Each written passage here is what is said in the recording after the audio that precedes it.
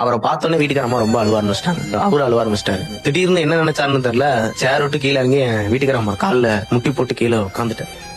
இல்ல என் வீட்டுக்காரம்மா முட்டியை காலை பிடிச்சிட்டு அந்த முட்டியை 2 காலையும் பிடிச்சிட்டு கீழே உட்காந்துட்டாரு. நாங்களே எந்திரிச்சு நின்று பரவாயில்லைங்கண்ணா எந்திரிங்கண்ணா அவர் எந்திரிக்க மாட்டேங்கிறார். ஒரு 5 நிமிஷம் அப்படியே உட்காந்துட்டார் கீழே.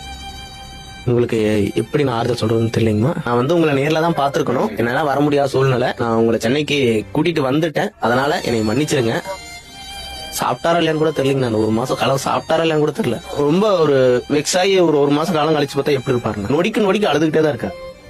இந்த போட்டோ கையில வாங்கிட்டு அவருக்கு என்ன பேசுறதுன்னு கூட தெரியலங்க. நான் கூட என்னமோ நினைச்சு உள்ள போனேன். உள்ள போகும்போது அவரை பார்த்த நிலைமையில எங்களால எதுவுமே பேச முடியல. உங்களோட இழப்பை நான் ஈடு கொடுக்க முடியாதுமா, அதுதான் என்னோட முக்கியமா நான் பேசுறேன்ட்டு அதுதான் ஃபர்ஸ்ட் பேசணும். அதுதான் முக்கியமா பேசினாரு.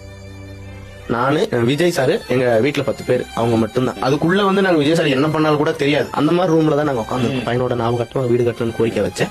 பண்ணி தரேன் தம்பி அப்படின்னாரு. வீட்டுக்காரம்மா பேர்ல இன்சூரன்ஸ் கொடுத்திருக்காரு. வேலை வாய்ப்பு படிப்பு சம்பந்தப்பட்டது. வீட்டுக்காரம்மாக்கு இன்சூரன்ஸ், எனக்கும் இன்சூரன்ஸ் 5 லட்சம் ரூபாய்க்கு கொடுத்திருக்காங்க. எனக்கு அடுத்து பையன் பிறந்து அதுக்கு அந்த பையனோட மெடிக்கல் செலவு, படிப்பு செலவு, அடுத்து கல்யாண செலவு வரைக்குமே பாக்குறேன் இருக்காரு.